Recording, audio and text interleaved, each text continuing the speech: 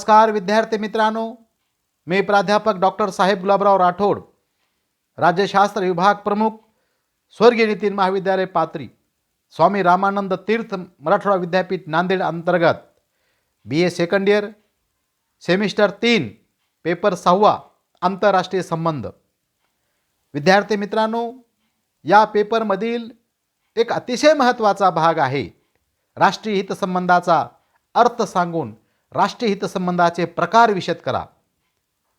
म्हणजे आपण आज राष्ट्रीय हितसंबंधाचा अर्थ आणि त्याच्या प्रकारावर आपण चर्चा करत आहोत. विद्यार्थी मित्रांनो, हा अतिशय महत्त्वाचा प्रश्न असल्यामुळे हा व्हिडिओ आपण वेळोवेळी पाहून या प्रश्नाची आपण तयारी करावी. आंतरराष्ट्रीय संबंधाच्या क्षेत्रामध्ये राष्ट्रीय हितसंबंध ही संकल्पना अतिशय महत्त्वाची मानली जाते.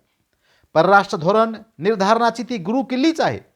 आपल्या राष्ट्राचे हितसंबंध जास्तीत जास्त प्रमाणात साध्य करण्यासाठी प्रत्येक राष्ट्राचे प्रमुख प्रयत्नशील असतात. राष्ट्रहिताची संकल्पना ही निश्चित शब्दात अभिव्यक्त करता येत नाही. फ्रँकले यांच्या मते या संकल्पनेत संदिग्धता असते, कारण वेगवेगळ्या संदर्भात त्यांचा वापर वेगवेगळ्या पद्धतीने केला जातो. राष्ट्रहितामध्ये राष्ट्राच्या इच्छा व्यक्त होत असतात. विचारप्रणालीपेक्षा त्या राष्ट्राच्या हिताचा त्यात अधिक विचार करून कोणतेही राष्ट्र आपले परराष्ट्र धोरण निश्चित करते. प्रत्येक राष्ट्र आपल्या कर्तृत्वाचे समर्थन राष्ट्रहित लक्षात घेऊन करत असते. राष्ट्रीय हिताची संकल्पना ही प्राचीन काळापासून अस्तित्वात आलेली आहे. राज्याच्या हिताच्या संबंधाच्या आधुनिक काळात साधारणतः 16व्या शतकापासून राष्ट्रीय हितसंबंध हा शब्द प्रयोग करण्यात येऊ लागलेला आहे, कारण तेव्हापासून राष्ट्र ही संकल्पना अस्तित्वात आली. राज्याच्या हितसंबंधाऐवजी जनतेचे हितसंबंध असा अर्थ त्यातून ध्वनित होतो. कोणत्याही देशाचे दुसऱ्या देशाबरोबर असलेले संबंध शत्रुत्व अथवा मित्रत्वाचे असू शकतात. त्याचे कारण देशाचे हितसंबंध एकमेकांना विरोधी अथवा पूरक असतात. प्रत्येक राष्ट्र आपल्या हितसंबंधाला प्राधान्य देऊन त्याची जपणूक करण्याचा प्रयत्न करत असतो. विद्यार्थी मित्रांनो, यानंतर आपण राष्ट्रीय हितसंबंधाच्या ज्या काही व्याख्या आहेत त्याच्यावर आपण चर्चा करूया. पहिली व्याख्या आहे रॉबर्ट ऑसगुड. राष्ट्रास फलदायी ठरणाऱ्या सर्व व्यवहारांचा समावेश राष्ट्रहित या संकल्पनेत होतो. दुसरी व्याख्या आहे फर्नांडाईक. फर्नांडाईक म्हणतो, राष्ट्रीय हित म्हणजे राज्याचे असे धोरण की जे इतर राष्ट्राबरोबर संबंध निर्माण करण्यासाठी तसेच निर्माण झालेल्या संबंधांना संरक्षित ठेवण्यासाठी सतत कार्यान्वित केले जाते. तिसरी व्याख्या आहे जोसेफ फ्रँकेल. कोणत्याही राष्ट्राच्या परराष्ट्र धोरणाचा जो मूलभूत सिद्धांत असतो त्या सिद्धांताला त्या संबंधित देशाचे राष्ट्रहित असे म्हणतात. व्याख्यानंतर विद्यार्थी मित्रांनो, राष्ट्रहित संबंधाचे काही प्रकार आहेत, त्या प्रकारावर आपण चर्चा करणार आहोत. विद्यार्थी मित्रांनो, हा अतिशय महत्त्वाचा प्रश्न आहे. त्याच्यामुळं आपण थोडंसं काळजीनं या प्रश्नावर आपण काळजीपूर्वक हा व्हिडिओ ऐकून या प्रश्नाची आपण तयारी करावी, मी अशी आपणास विनंती करणार आहे. आता बघा, राष्ट्रहित संबंधाचे प्रकार कोणते कोणते आहेत. राष्ट्रीय हिताचे 6 प्रकारामध्ये थॉमस रॉबिन्सन यांनी वर्गीकरण केलेले आहे. आता ह्याच्यामधला पहिला जो प्रकार आहे तो पहिला प्रकार आहे पहिल्या दर्जाचे राष्ट्रीय हितसंबंध. पहिला प्रकार कोणता? पहिल्या दर्जाचे राष्ट्रीय हितसंबंध. पहिल्या दर्जाच्या राष्ट्रीय हितामध्ये राष्ट्राच्या संरक्षण व संवर्धनाचा समावेश होतो. या राष्ट्रहिताशी कोणतीच तडजोड होऊ शकत नाही. ते सर्वाधिक महत्त्वाचे मानले जातात. भौगोलिक, राजकीय व सांस्कृतिक एकता टिकवण्यासाठी दुसऱ्या देशाच्या आक्रमण व अतिक्रमण थांबविण्यात राष्ट्रहित असते. त्यासाठी शासनाने सीमा संरक्षण, आर्थिक सुबत्ता, संस्कृती व जीवन पद्धतीचे संरक्षण करणे अगत्याचे व अपरिहार्य असते. दुसरा प्रकार आहे दुसऱ्या दर्जाचे राष्ट्रहित. पहिल्या दर्जाच्या राष्ट्रहिताच्या तुलनेत दुसऱ्या दर्जाच्या राष्ट्रहित कनिष्ठ स्वरूपाचे मानले जाते. परदेशात राहणाऱ्या राष्ट्राच्या नागरिकाचे हित संरक्षण करणे व त्यासाठी परदेशातील आपल्या राजदूतांना सवलती मिळविण्याची व्यवस्था करणे याचा त्यात समावेश होतो.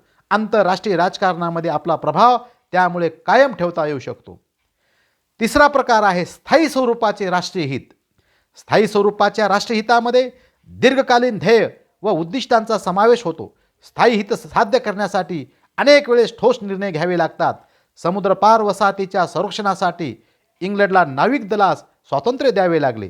भारताच्या संदर्भात हिंद महासागर महासत्ताच्या नाविक तळापासून मुक्त ठेवणे, शांतता क्षेत्र जाहीर करणे स्थायी स्वरूपाचे राष्ट्रहित ठरते. चौथा प्रकार आहे गतिशील राष्ट्रीय हित संबंध. परिस्थितीजन्य ज्या राष्ट्रीय हितामध्ये परिवर्तन घडून आणावे लागतात त्याला गतिशील राष्ट्रीय हित संबंध असे म्हणतात.